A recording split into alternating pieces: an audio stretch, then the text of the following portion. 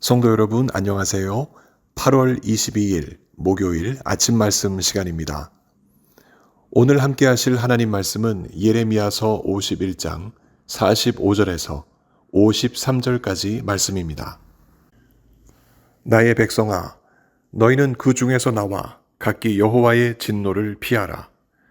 너희 마음을 나약하게 말며 이 땅에서 들리는 소문으로 말미암아 두려워하지 말라. 소문은 이 해에도 있겠고 저 해에도 있으리라. 그 땅에는 강포함이 있어 다스리는 자가 다스리는 자를 서로 치리라. 그러므로 보라, 날이 이르리니 내가 바벨론의 우상들을 벌할 것이라. 그 온 땅이 치욕을 당하겠고 그 죽임 당하는 자가 모두 그 가운데에 엎드려질 것이며 하늘과 땅과 그 안에 있는 모든 것이 바벨론으로 말미암아 기뻐 노래하리니 이는 파멸시키는 자가 북쪽에서 그에게 옴이라. 여호와의 말씀이니라. 바벨론이 이스라엘을 죽여 엎드려뜨림 같이 온 세상이 바벨론에서 죽임을 당하여 엎드려지리라. 칼을 피하는 자들이여 멈추지 말고 걸어가라. 먼 곳에서 여호와를 생각하며 예루살렘을 너희 마음에 두라.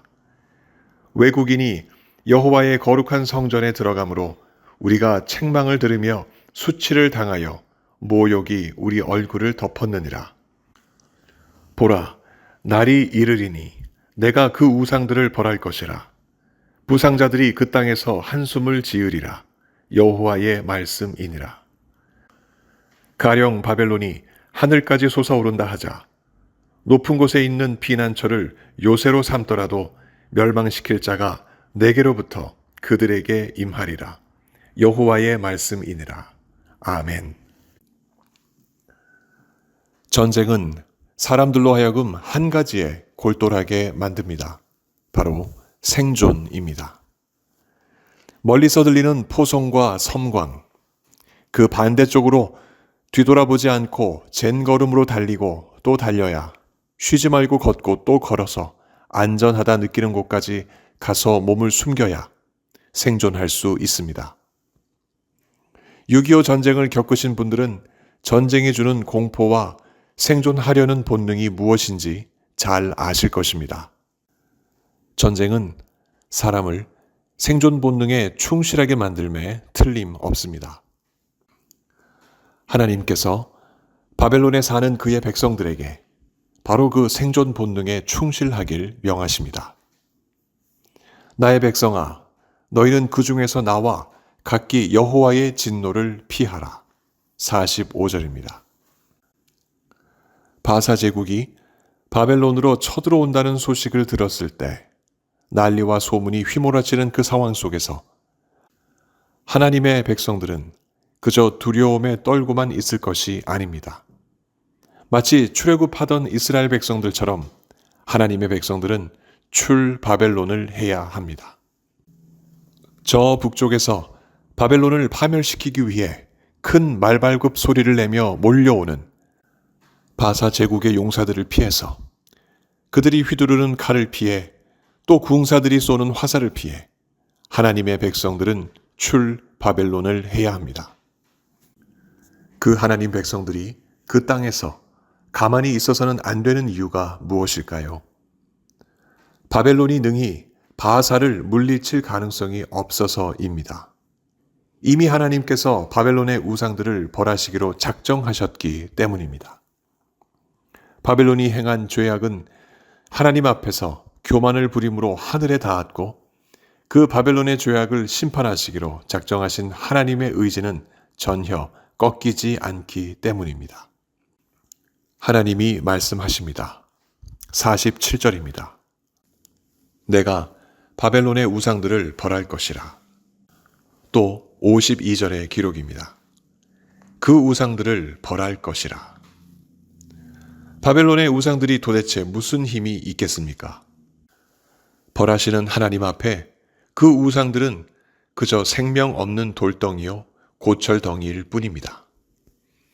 그럼에도 불구하고 그 우상들은 바벨론 사람들에게 하나님보다 위대한 신으로 추앙을 받아왔습니다. 그렇게 여호와 하나님을 능멸하면서 이스라엘과 유다를 정복한 것을 곧 여호와와 싸워 이긴 것으로 간주했던 바벨론이었습니다. 그러나 그것은 실로 착각이요 잘못된 생각이었음이 이제 여실히 드러납니다. 하나님은 그 사실을 바사 제국을 일으키심으로 보이십니다.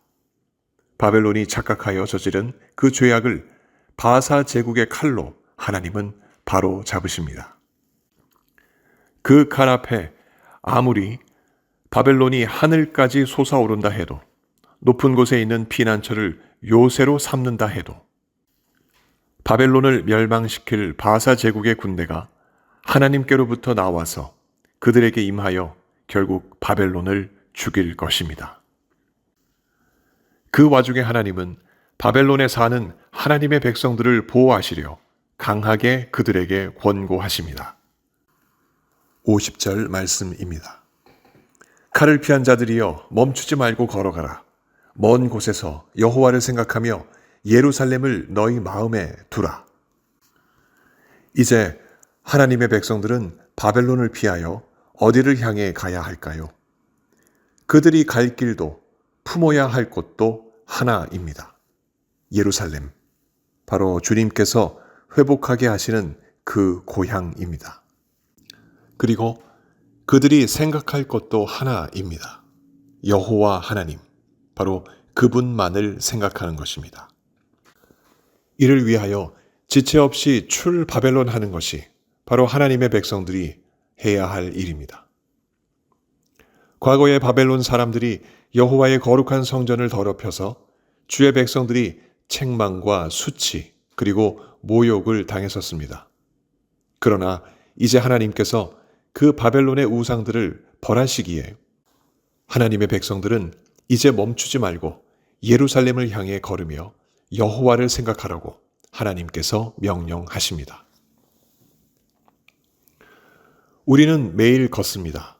교회로, 직장으로, 마트로, 병원으로 걷고 또 걷습니다. 하루, 한 주, 한 달, 한 해.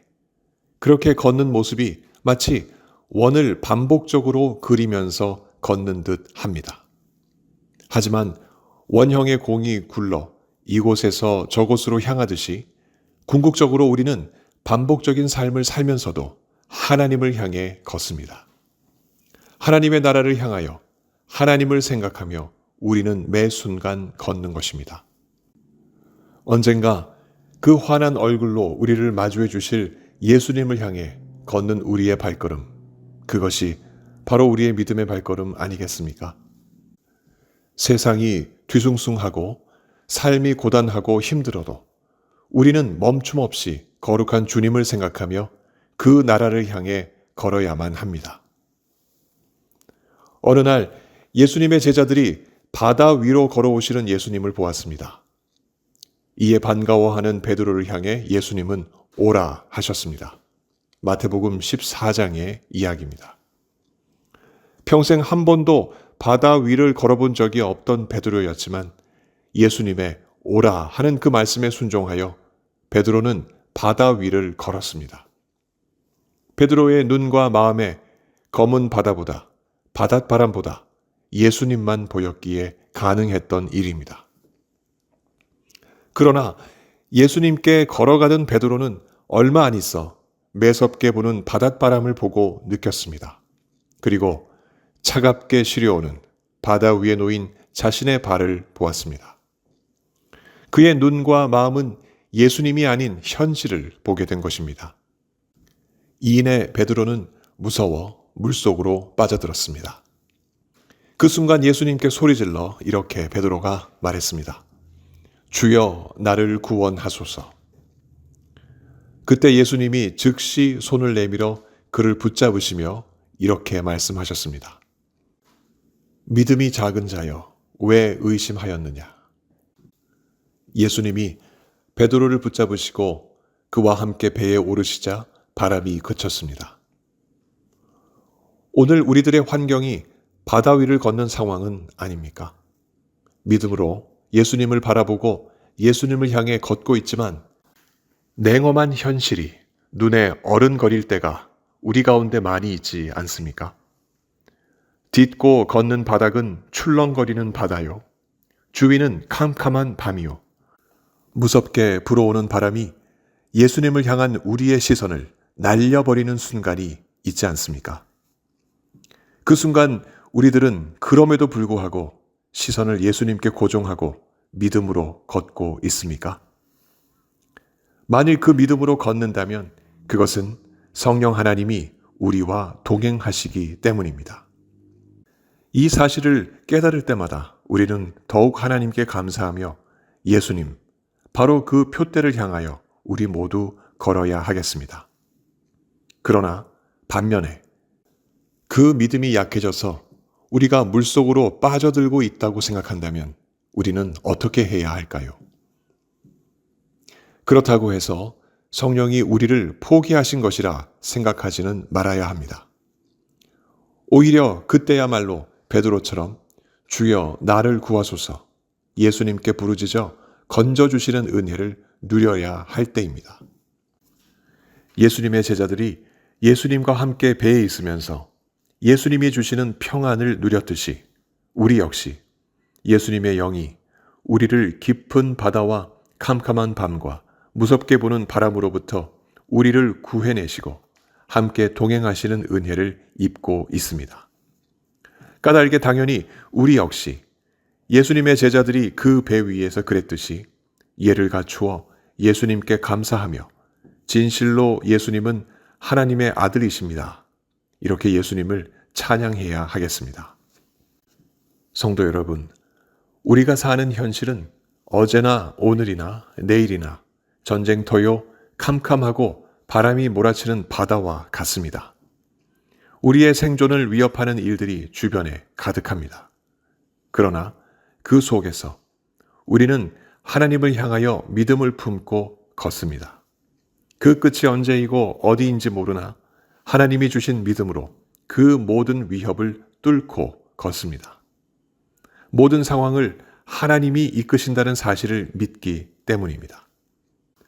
까닭에 혹여라도 닥쳐오는 생존의 위기 앞에서도 마음을 나약하게 먹지 말고 그 무엇도 우리는 두려워하지 말아야 합니다. 그리고 하나님의 말씀을 붙잡고 예수님을 생각하며 성령의 인도를 따라 하나님의 나라를 향해 걸어가야 하겠습니다. 비록 우여곡절이 많고 죽음이 우리를 위협하며 영원히 붙잡을 것 같으나 예수님을 살리신 하나님은 우리를 반드시 살리실 것이고 영원토록 하나님과 함께 살아가는 복을 주십니다. 이 믿음이 오늘 우리의 시선을 예수님께 향하게 하고 우리의 발걸음을 힘차게 할 것입니다. 성령께서 우리에게 이 믿음 더해 주시길 예수 그리스도 이름으로 간절히 축원합니다. 함께 기도하겠습니다. 하나님 아버지, 우리는 바벨론처럼 우상과 죄악이 많은 세상 속에서 살아가고 있습니다. 그 와중에도 우리 하나님께서 우리에게 믿음 주시고 우리가 그 믿음을 잃지 아니하도록 항상 성령께서 우리를 붙잡아 주시니 우리는 이 믿음을 가지고 살아갑니다. 하나님, 앞으로 우리의 삶 가운데 무슨 일이 벌어진다 하더라도 이 믿음 붙잡고 살아가는 우리 모두 되게 하여 주옵소서. 난리와 소문이 세상 가운데 퍼진다 하더라도 우리의 시선을 항상 하나님께 두게 해 주옵시고 하나님 나라를 향하여 뚜벅뚜벅 믿음의 발걸음을 걸어가는 우리 모두 되게 하여 주옵소서. 우리의 생명을 지키시고 영원토록 보증하시는 하나님을 향한 이 믿음 한순간도 흔들리지 않게 하여 주옵소서. 몸이 아프신 성도님들 오늘도 함께해 주옵시고 고쳐주시고 회복시켜 주옵소서.